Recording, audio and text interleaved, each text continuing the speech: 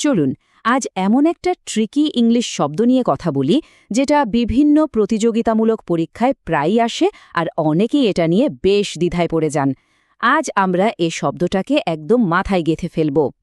আচ্ছা, কখনো কি এমন হয়েছে যে কোনো একটা সিদ্ধান্ত নিতে গিয়ে একেবারে যাকে বলে ত্রিশঙ্কু অবস্থা, মানে মনটা একবার এদিকে টানছে, আবার পরক্ষণে ওদিকে, একবার মনে হচ্ছে হ্যাঁ এটাই ঠিক, আবার পরেই মনে হচ্ছে না না এটা করা যাবে না।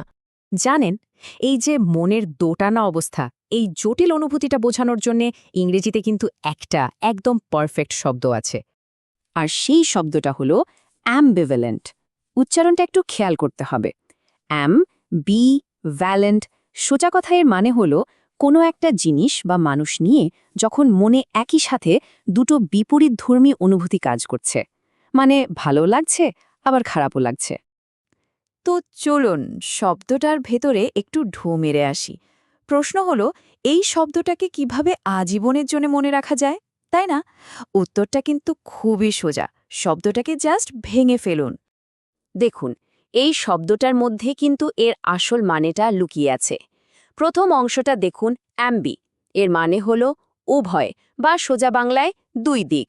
আর পরের অংশটা ভ্যালেন্ট, এটা এসেছে ল্যাটিন শব্দ ভ্যালেন্টিয়া থেকে, যার মানে হলো শক্তি বা পাওয়ার।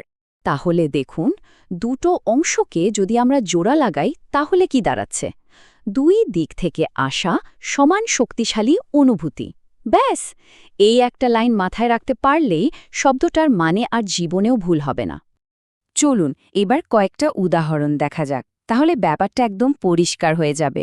যেমন ধরুন, যদি বলি she feels ambivalent about the job offer, এর মানে কি? এর মানে হলো চাকরির অফারটা নিয়ে তার মনে কিন্তু একটা দোটানা চলছে।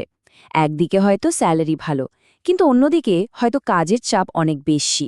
আবার দেখুন, হি ইজ অ্যাম্বিভ্যালেন্ট টুয়ার্ড ম্যারেজ, এর মানে হলো বিয়ের ব্যাপারে সে ঠিক সিদ্ধান্ত নিতে পারছে না, কারণ সে এর ভালো দিকগুলো দেখছে আবার খারাপ দিকগুলো ভাবছে।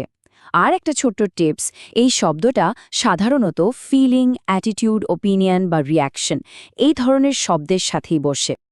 আচ্ছা, এবার যে বিষয়টা নিয়ে কথা বলবো সেটা কিন্তু সবচেয়ে জরুরি। পরীক্ষার হলে বেশিরভাগ সময় ভুলটা কিন্তু এখানেই হয়।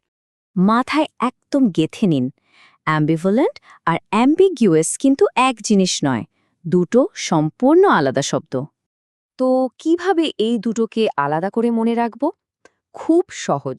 মনে রাখবেন, অ্যাম্বিভ্যালেন্ট হলো আপনার ভেতরের ব্যাপার, মানে আপনার অনুভূতির দ্বিধা, আর অ্যাম্বিগুয়াস হলো বাইরের কোনো কিছুর ব্যাপার, মানে কোনো কথা বা লেখার অর্থের অস্পষ্টতা। সোজা কথা, অ্যাম্বিভ্যালেন্ট মানে মনে কনফিউশন, আর অ্যাম্বিগুয়াস মানে কথায় কনফিউশন। আর আপনাদের জন্য একটা ইনসাইডের টিপস দেই, বিসিএস বা অন্যান্য চাকরির পরীক্ষায় প্রশ্নকর্তারা কিন্তু এই দুটো শব্দ একসাথে অপশনে দিয়ে একটা ফাঁদ পাতেন। এই ফাঁদে কিন্তু একদমই পা দেওয়া যাবে না। চলুন তাহলে পুরো ব্যাপারটা আরেকবার ঝালিয়ে নেওয়া যাক, যাতে একদম গেঁথে যায়। এই ওয়ার্ড ম্যাপটা দেখুন, অ্যাম্বিভ্যালেন্টের সমার্থক শব্দ কি হতে পারে? যেমন ধরুন, কনফ্লিক্টেড, আনসার্টেন বা মিক্সড, মানে দ্বিধাগ্রস্ত। আর এর ঠিক উল্টোটা কি হবে? ডিসাইসিভ বা সার্টেন, মানে যার সিদ্ধান্ত নিতে কোনো দ্বিধা নেই, একদম নিশ্চিত। এই সমার্থক আর বিপরীত শব্দগুলো জানলে কিন্তু মূল শব্দটা মনে রাখতে অনেক সুবিধা হয়। আর সবশেষে সেই মেমোরি ট্রিকটা আরেকবার মনে করি, পরীক্ষার টেনশনের মধ্যেও এটা কাজে দেবে। স্টেপ 1, অ্যাম্বি মানে হলো টু বা দুই। স্টেপ 2, ভ্যালেন্ট মানে স্ট্রং ফিলিং বা শক্তিশালী অনুভূতি। তাহলে একসাথে কি হলো? একই সাথে দুটো শক্তিশালী অনুভূতি। দেখলেন তো কি সহজ?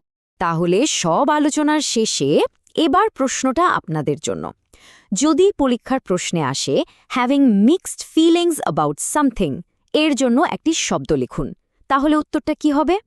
আমি নিশ্চিত এর উত্তরটা এখন সবার কাছে জলের মতো পরিষ্কার।